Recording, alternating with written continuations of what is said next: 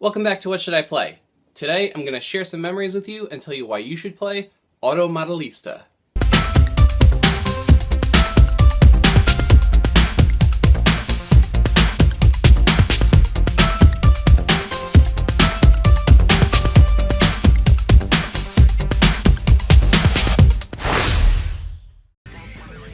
When it comes to the racing genre, you have your simulation games like Forza and Gran Turismo, and you have your arcade-style racers like Mario Kart.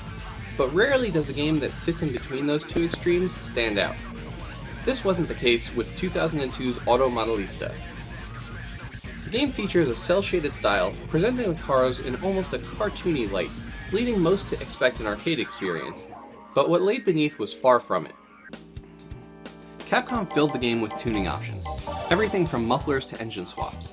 Every car had multiple body kits and a full suite of aftermarket wheels that could be outfitted. If you remember my Project Gotham racing review, you know how highly I think of games that have garages, and Modellista goes above and beyond with its garage mode.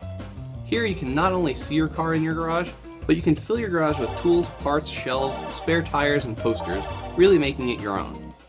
Another neat little detail was the option to name your car. As someone who's watched the movie Gone in 60 Seconds way too many times, the idea of giving cars girls' names as nicknames is something that sticks out to me, and the fact that this game supports and encourages it is unique. Before I could really appreciate any of that though, there were two things that drew me to the game. The first was the 8-player online, which at the time was a novel addition for a console game. The second was the track selection, in particular Akagi Hill. The anime series Initial D is easily one of my favorites, and this course, based on the real-world Mount Akagi of the Gunma Prefecture in Japan, is heavily featured on the show as the home course of the Red Suns racing team. We got very few Initial D games here outside of the arcades, so the inclusion of this track with the cel-shaded graphics was the closest we could come. Modellista literally had everything going for it, except for gameplay. Now, I'm not claiming to be the best racer ever, but I can certainly hold my own in a racing game. And as you can see here, the controls and physics of the cars make it near unplayable in my opinion. I'm sure with practice I could get used to it, but it's so wildly different from any other racing game that its learning curve is a sheer cliff.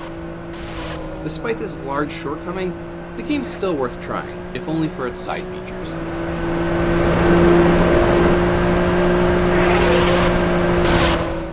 Do you have any memories of Modellista? Let me know in the comments below.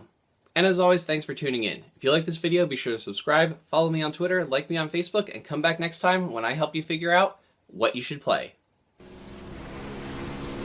Click here to check out last week's episode.